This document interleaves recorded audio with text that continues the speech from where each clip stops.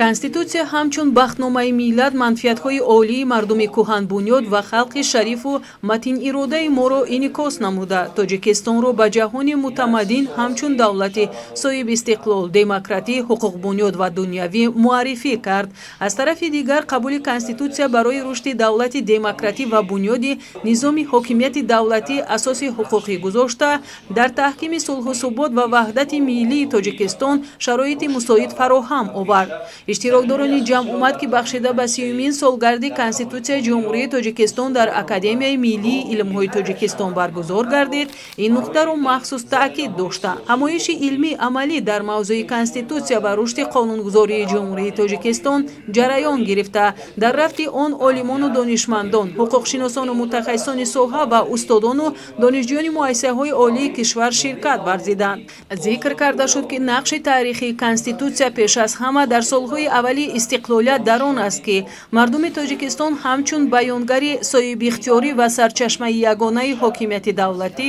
сарнавишти худро маҳз тибқи муқаррароти ҳамин ҳуҷҷати тақдирсоз муайян намуда самтҳои тараққиёти ҳамаи соҳаҳои зиндагиашро мушаххас гардонид. дар асоси паёми президенти ҷумҳурии тоҷикистон ба мақоми олии намояндагӣ ва қонунгузории кишвар соли 2024 соли маърифати ҳуқуқӣ эълон карда шуд ва дар радифи ҳамин соли маърифати ҳуқуқӣ имрӯз барои тамоми халқи ҷумҳурии тоҷикистон як хурсандиовар аст ки санади меъёри ҳуқуқие ки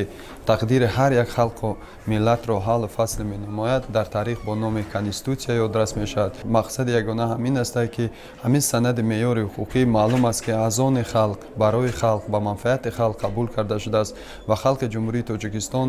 озодона иродаи худро дар ҳамин санади меъёри ҳуқуқӣ муқаррар карда шудааст.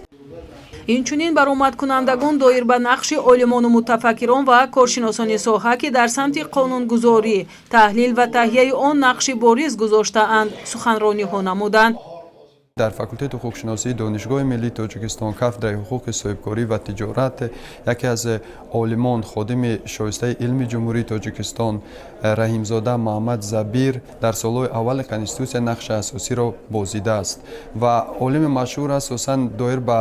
соли маърифати ҳуқуқӣ як қатор асарҳои илмӣ эҷод намудааст ва доир ба баъзе тағйири иловаҳое ки дар конституция шуда ҳамчун фикрҳои худшона баён мекунанд. ман мехоҳам ки номи некашон кори хайрашон аз лавҳаи хотироти миллати мо халқи мо ҳеҷ гоҳ фаромӯш нахоҳад шуд. қайд карда шуд ки конституцияи тоҷикистон тақдирсоз буда ҳамаи паҳлӯҳои ҳаёт ва фаъолияти инсон сохторҳои давлатӣ ва ҷамъиятиро дар бар мегирад ва роҳи рушду пешрафти давлати тоҷиконро барои садсолаҳо муайян кардааст.